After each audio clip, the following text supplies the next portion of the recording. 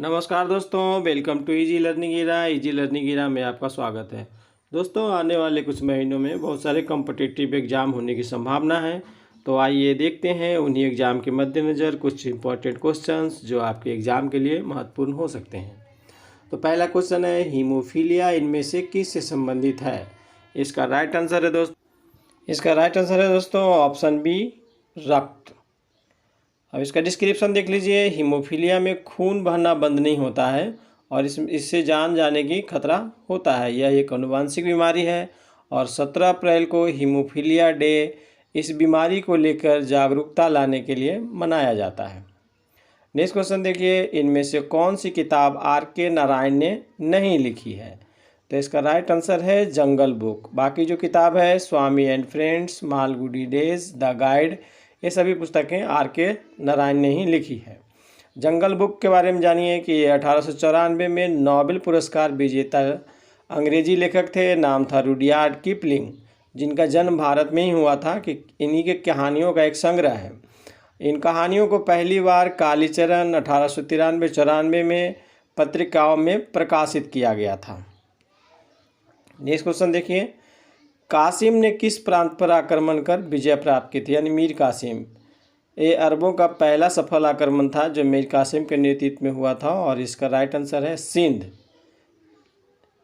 अरबों ने भारत पर आक्रमण 712 ईस्वी में किया था। उस समय सिंध के राजा दाहिर थे और भारतीयों के लिए पहली बार हिंदू शब्द का प्रयोग भी अरबों ने ही किया था। आगे देखिए, इनमें से किसे 1913 में नोबेल पुरस्कार और फिर 1915 में नाइटहुड की उपाधि से सम्मानित किया गया? इसका राइट आंसर है दोस्तों ऑप्शन सी, रविन्द्रनाथ टैगोर। और इनको जो नोबेल पुरस्कार मिला था, इनके उपन्यास था गीतांजलि, उसके लिए 1913 में मिला था। और ये साहित्य के नोबेल पुरस्कार पाने वाले प्रथम एशियाई थे। नेक्स्ट क्वेश्चन देखिए, भारत सरकार का मिशन इंद्रधनुष कार्यक्रम किससे संबंधित है? इसका राइट आंसर है दोस्तों ऑप्शन सी, टीकाकरण। और मिशन इंद्रधनुष अभियान को भारत सरकार के केंद्रीय स्वास्थ्य मंत्रालय ने सभी बच्चों को टीकाकरण के अंतर्गत लाने के लिए मिशन इंद्रधनुष को सुशासन दिवस के अवसर पर 25 दिसंबर 2014 को आरंभ किया था। इससे पहले भी मिशन इंद्रधनुष कार्यक्रम चलता था। ये रीलॉन्च हुआ था 25 दिसंबर 2014 को। ठीक है, अगला क्वेश्चन देखिए, 2032 ओलंपिक खेलों की मेजबानी कौन सा शहर करेगा? इसका राइट आंसर है दोस्तों ऑप्शन ए, ब्रिस्बेन। अभी हाल ही में एक आध महीना हुआ है, अभी हाल ही में इसकी अनाउंसमेंट हुई है। और भी खेल हैं ओलंपिक के, वो कहाँ कहाँ होगा वो देखिए। पेरिस को 2024 ओलंपिक खेलों और लॉस एंजल्स को 2028 ओलंपिक खेलों की मेजबानी सौंपी गई है। यानी 24 में ओलंपिक खेल होगा पेरिस में, 28 में ओलंपिक खेल होगा लॉस एंजल्स में, और यह तीसरा मौका होगा जब ऑस्ट्रेलिया में ओलंपिक खेलों का आयोजन किया जाएगा 2032 में। इससे पहले ऑस्ट्रेलिया में और भी ओलंपिक खेल हो चुके हैं। ऑस्ट्रेलिया में 1956 में मेलबॉर्न में ओलंपिक हुआ था और फिर 2000 में सिडनी में ओलंपिक हुआ था और 2000 के सिडनी ओलंपिक में ही ब्रॉन्ज मेडल जीता था भारोत्तोलन में भारत की प्रथम महिला कर्णम मल्लेश्वरी। ये हमारे लिए उपलब्धियों का साल रहा था सिडनी ओलंपिक। नेक्स्ट क्वेश्चन देखिए, हाल ही में केंद्रीय गृह मंत्री अमित शाह ने उत्तर प्रदेश के किस जिले में मां विंध्यवासिनी कॉरिडोर के परियोजना की आधारशिला रखी है? इसका राइट आंसर होगा दोस्तों option A, Mirzapur.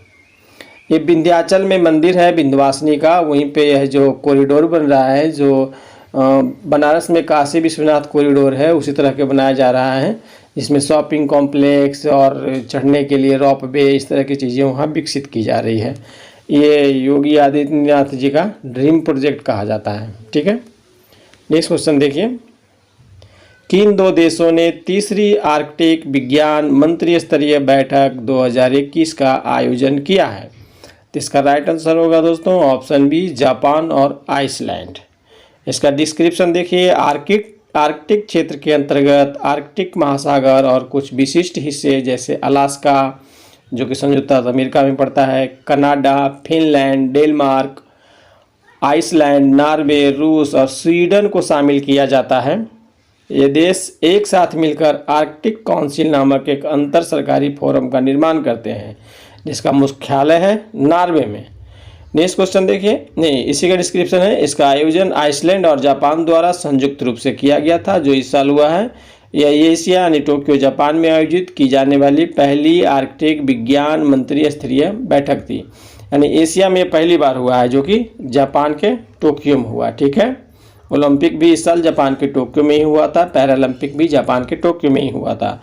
Next question देखिए, क्वेश्चन है AI फॉर ऑल पहल के लिए किस कंपनी ने CBSE और शिक्षा मंत्रालय के साथ सहयोग किया है, समझौता किया है। इसका राइट आंसर है option B, Intel.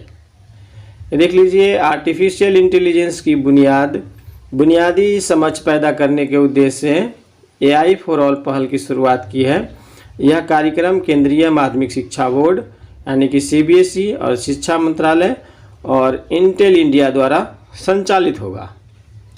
Next question देखिए, खराब वित्तीय स्थिति के कारण जुलाई 2021 के अंत में RBI द्वारा किस बैंक का लाइसेंस रद्द कर दिया गया। इसका राइट आंसर है दोस्तों ऑप्शन सी, मंडगांव सहकारी बैंक लिमिटेड।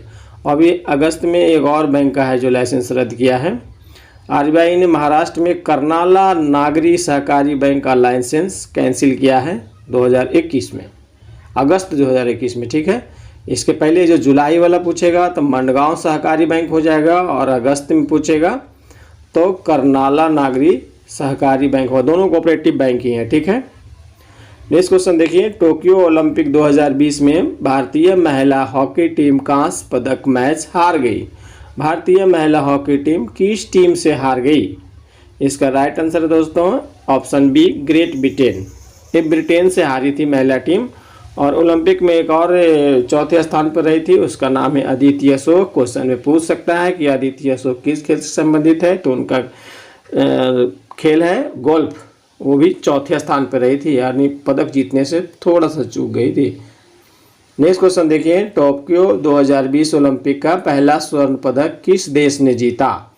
इसका राइट आंसर है दोस्तों ऑप्शन सी, पहला पदक जीतने वाला देश था चीन। ठीक है, और भारत की स्थिति क्या रही ओलंपिक में, ये थोड़ा सा ब्रीफ कर लीजिए। भारत ने ओलंपिक इतिहास में टोक्यो सबसे सफल रहा है, ज़्यादा पदक जीतने का रिकॉर्ड बना लिया है। भारत ने इस बार कुल 7 मेडल जीते थे ओलंपिक में, जिसमें 1 गोल्ड, 2 सिल्वर और 4 ब्रॉन्ज रहे थे। अब पैरालंपिक में टोटल 19 मेडल जीत चुके हैं, यानी इससे भी अच्छा परफॉर्मेंस। नेक्स्ट क्वेश्चन देखिए, वर्नाकुलर प्रेस अधिनियम और शस्त्र अधिनियम किस वायसराय के द्वारा पारित किया गया। इसका राइट आंसर होगा दोस्तों ऑप्शन ए, लॉर्ड लिट्टन। इसका डिस्क्रिप्शन देखिए, लॉर्ड लिट्टन 1876 से 1880 के दौरान भारत के वायसराय थे। 1878 के अकाल को सही ढंग से न संभाल पाने के कारण इनकी कड़ी आलोचना की गई। उन्होंने वर्नाकुलर प्रेस अधिनियम व शस्त्र अधिनियम 1978 को इसीलिए मैंने प्रेस वालों से खींच करके पारित किया। इस क्वेश्चन देखिए, निम्न में से किसने बहिष्कृत हितकारिणी सभा की स्थापना की। इसका राइट आंसर है दोस्तों ऑप्शन बी, डॉक्टर अंबेडकर। आइए व्याख्या देखिए, बहिष्कृत हितकारिणी सभा की स्थापना डॉक्टर अंबेडकर ने 1924 में अछूतों की शिक्षा को बढ़ावा देने और उसको ऊपर उठाने के प्रयास के रूप में की थी। नेक्स्ट क्वेश्चन देखिए, निम्न में से कौन सी पत्रिका डॉक्टर अंबेडकर ने शुरू की थी। ये भी अंबेडकर से संबंधित क्वेश्चन है। इसका राइट आंसर है दोस्तों बहिष्कृत भारत, ऑप्शन बी। इसका डिस्क्रिप्शन देखिए, दलित अधिकारों की रक्षा के लिए डॉक्टर अंबेडकर ने बहिष्कृत भारत, मूक नायक, समता, प्रबुद्ध भारत और जनता जैसी 5 पत्रिकाएं निकाली थी। ये सब पत्रिकाएं आपको याद रहनी चाहिए थी। कौन कौन सी, फिर से दोहरा देता हूँ, मूक नायक, समता, प्रबुद्ध भारत और जनता जैसी 5 पत्रिकाएं निकाली थी। आज बस इतना ही है। आशा करता हूं कि वीडियो आपको अच्छा लगा है। अगर वीडियो अच्छा लगा है तो एक लाइक कर दीजिए। इसी तरह की वीडियो देखते रहना चाहते हैं तो चैनल को सब्सक्राइब कर लीजिए और हो सके तो दोस्तों में शेयर करिए। मिलते हैं अगले वीडियो में। Thank you.